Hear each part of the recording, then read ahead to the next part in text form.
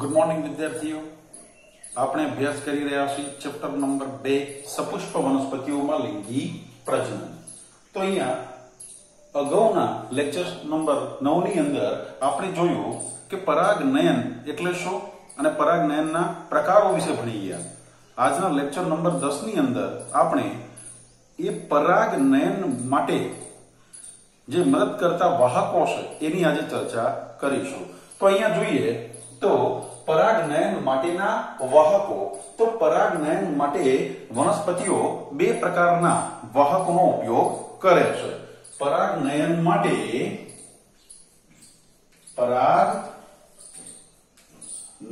माटे वनस्पतिओ जे छे वनस्पतिओ बे प्रकारना केटला प्रकारना तो के बे प्रकारना पराग वाहकोनो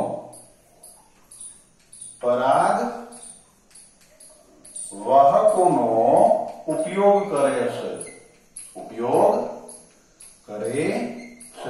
तो हवे अहींया कया बे प्रकारना पराग वाहकोनो उपयोग करे छे तो अहींया पराग वाहको जे छे ए बे प्रकारना होय छे। एकने आपणे लखीए तो एक छे जैविक परागवाहक परागवाहक बे प्रकारना परागवाहको छे। एक जैविक परागवाहक छे अने बीजानी बात करिए तो बीजो छे अजैविक परागवाहक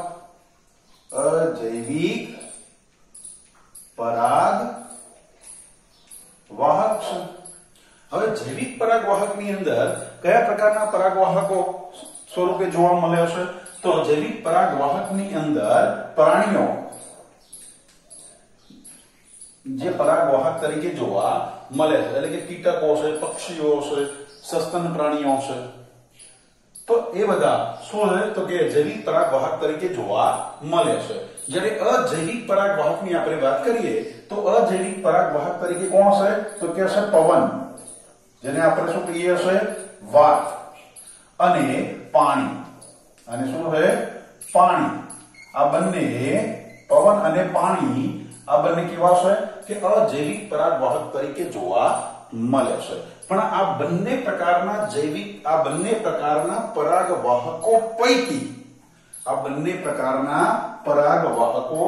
पैकी सौथी वधु वनस्पतिओ कया परागवाहकोनो उपयोग करे छे तो के जैविक परागवाहकनो उपयोग करे छे। तो आ बन्ने प्रकारना परागवाहको पैकी जे वनस्पतिओ छे सौथी વધુ પ્રમાણમાં જૈવિક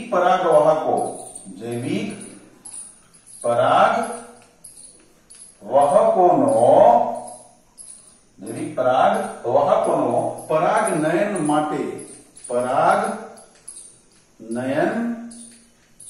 માટે उपयोग करे छे। तो सौथी વધુ પ્રમાણમાં કયા પ્રકારના પરાગવાહકોનો વનસ્પતિઓ ઉપયોગ કરે છે પરાગનયન માટે તો એ છે જૈવિક પરાગવાહકો છે અને ખૂબ ઓછી માત્રામાં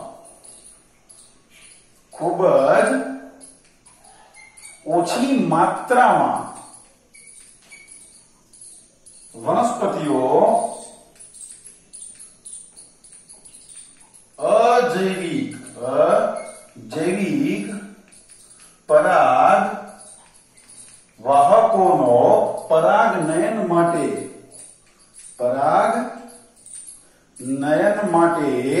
उपयोग करे छे। तो अहींया जे वनस्पतिओ छे ए परागनयन माटे सौथी વધુ પ્રમાણમાં જૈવિક પરાગવાહકોનો ઉપયોગ કરે છે અને ખૂબ ઓછી માત્રામાં અજૈવિક પરાગવાહકોનો ઉપયોગ કરતા જોવા મળે છે। જેની અંદર પાણી અને પવન દ્વારા થતું જે પરાગનયન છે એ પરાગનયનની અંદર પરાગરજનો પરાગાસનના સંપર્કમાં આવવાની જે અનિશ્ચિતતા ભરી ક્યાંક શક્યતાઓ રહેલી જોવા મળે છે અને આવી અશક્યતાઓ અથવા તો અચોક્કસતાઓ જે છે એની પૂર્તતા કરવા માટે વનસ્પતિઓ એ અંડકોની સાપેક્ષે વધુ પ્રમાણમાં પરાગરજનું નિર્માણ કરે છે.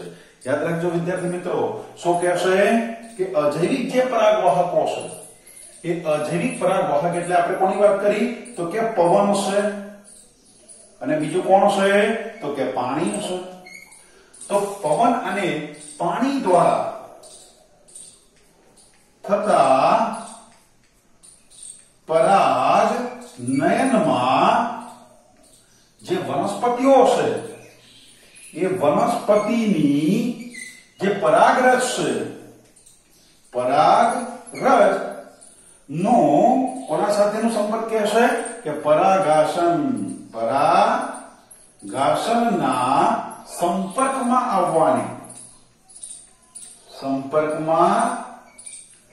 આવવાની અચોક્કસતા અથવા આપણે શું કહીએ છીએ અનિશ્ચિતતા,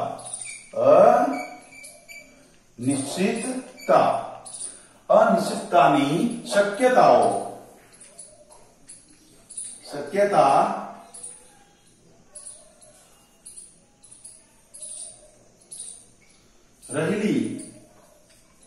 રહેલી જોવા મળે છે. આવી અનિશ્ચિતતા કે અચોક્કસતાઓ જે છે, આવી અનિશ્ચિતતા અથવા તો આપણને બીજું શું કહી શકીએ અચોક્કસતા. ચોક્કસતા જે છે એ અચોક્કસતાની પૂર્તતા કરવા માટે, અચોક્કસતાની પૂર્તતા કરવા માટે વનસ્પતિઓ શું કરે છે કે વનસ્પતિ શું કરે છે કે અંડકોની સાપેક્ષે, કોની સાપેક્ષે કે અંડકોની સાપેક્ષે વધુ પ્રમાણમાં, કેવી વધુ પ્રમાણમાં કોનું નિર્માણ કરે છે તો કે પરાગરજનું શું કરે છે નિર્માણ કરે છે. કારણ કે પવન અને પાણી દ્વારા જ્યારે પરાગરજનું પરાગનયન થાય છે ત્યારે આપણે જાણીએ છીએ કે ઘણીવાર પવનની જો લહેર વધારે હોય તો પરાગરજને ઉડાડીને ક્યાંય દૂર લઈ જાય, અને પાણીના પ્રવાહમાં જો વધારે તણાવ ભરી સ્થિતિ હોય એટલે કે એમાં પ્રવાહનું ગતિ વધારે હોય તો શું થાય પરાગરજને પણ એ ખેંચીને લઈ જઈ શકે છે. અને પરિણામ સ્વરૂપે અહીંયા એની જે અચોક્કસતા અને અનિશ્ચિતતાનું જે પ્રમાણ છે એ વધુ જોવા મળે છે. પણ આવી અનિશ્ચિતતા અને અચોક્કસતા ભરી સ્થિતિએ વનસ્પતિઓ શું કરી દીધું તો કે અંડકોની સાપેક્ષમાં ખૂબ મોટા જથ્થામાં પરાગરજનું નિર્માણ કરતી જોવા મળે છે. હવે અહીંયા આપણે જોઈએ કે ચલો પવન દ્વારા થતું પરાગનયન વિશે વાત કરીએ. તો અજૈવિક પરાગનયનમાં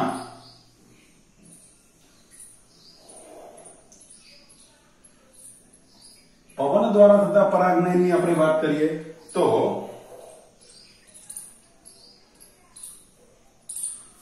લખીએ આપણે કે પવન દ્વારા થતું પરાગનયન, પવન દ્વારા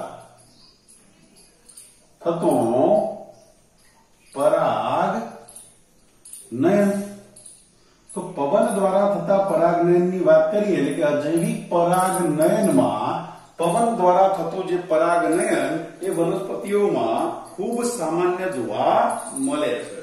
કયા પ્રકારના કે અજૈવિક પરાગનયનમાં, અજૈવિક પરાગનયનમાં અજૈવિક પરાગનયનમાં પવન દ્વારા થતું જે પરાગનયન છે એ પરાગનયન કેવું છે સામાન્ય જોવા મળે છે.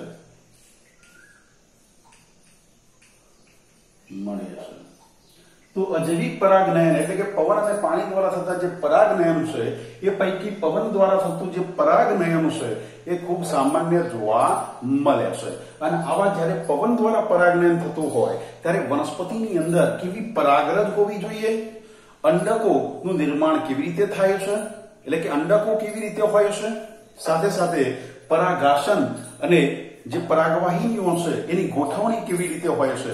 ચલો એ જોઈએ તો આપણે અહીંયા સૌથી પહેલા આકૃતિ બનાવી દઈએ કે જેનાથી આપણે સરળતાથી સમજી શકીએ.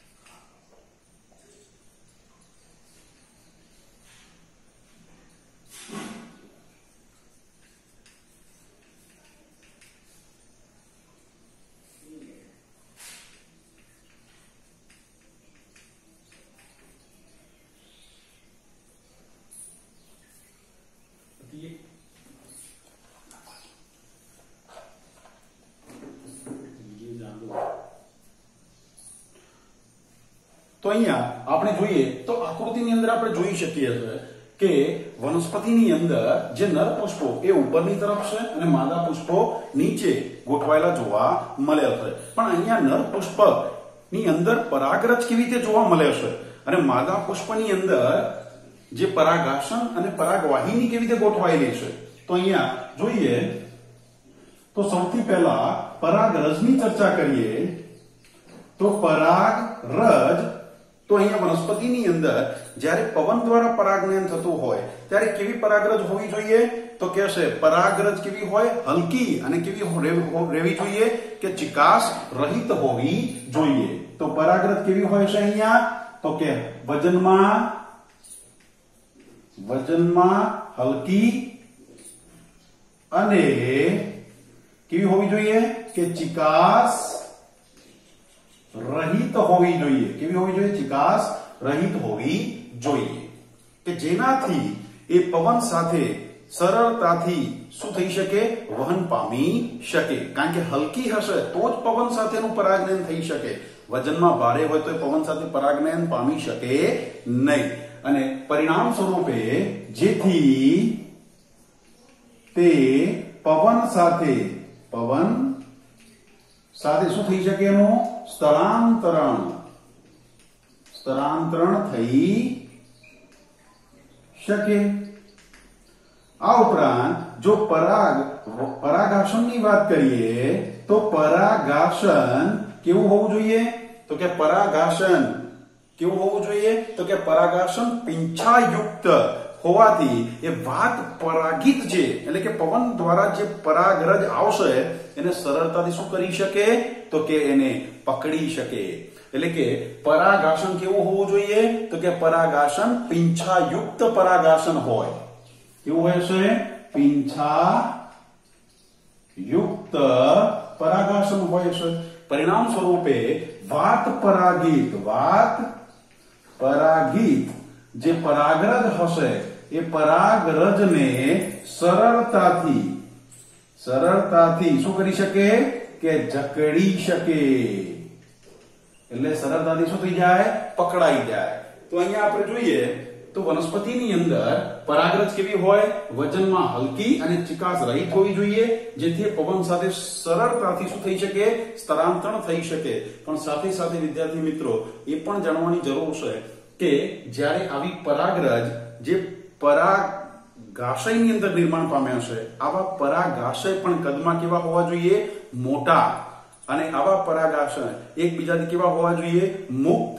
એટલે કે પરાગાશય કદમાં મોટા, ખુલ્લા અને મુક્ત હોય તો પવન સાથે મુક્ત થતી જે પરાગરજ છે એનું સરળતાથી વિકિરણ થઈ શકે. એટલે કે પરાગાશય મોટા હોય, એકબીજાથી મુક્ત હોય અને જો ખુલ્લા હશે એટલે કે પુષ્પની અંદર નહીં પણ પુષ્પથી થોડાક બહાર ખુલ્લા હશે તો એમાંથી મુક્ત થતી પરાગરજનું સરળતાથી વિકિરણ થઈ શકે છે. તો અહીંયા આપણે જોયું કે પવન દ્વારા જ્યારે પરાગનયન થતું હોય ત્યારે પવન દ્વારા પરાગનયનની અંદર જે પરાગરજ છે એ કેવી હોવી જોઈએ? એ સમજી ગયા. અને સાથે પરાગાસન પણ કેવું હોવું જોઈએ? કે જે સરળતાથી શું કરી શકે? પેલી વાત પરાગિત પરાગરજને પકડી શકે. તો એના માટે પીંછા યુક્ત હોવું જોઈએ. અને અહીંયા આપણે આકૃતિમાં જોઈ શકીએ છે કે જે આ જે બધી છે એ કોણ છે? કે પરાગ વાહિનીઓ છે. આ શું છે? પરાગ વાહિની છે. અને આગળના ભાગે શું છે? પરાગાસન છે. કે જેના પરિણામે આ કેવું પીંછાયુક્ત હોવાને પરિણામે એ ઉડીને આવતી જે પરાગરજ હશે એ પરાગરજ નો શું થઈ શકે? કે સરળતાથી એ અહીંયા શું થઈ જાય? જકડાઈ જાય અને પરાગનયનની ક્રિયા જે છે એ પૂર્ણ થઈ શકે. તો આ પ્રમાણે પરાગરજ અને પરાગાસન હોતા જોવા મળે છે. અને જ્યારે આવું જે પરાગાસન છે અથવા આવી જે વ્યવસ્થા છે એનું બેસ્ટ ઉદાહરણ આપણે જોઈએ તો એનું ઉદાહરણ શું છે? મકાઈનો ડોડો.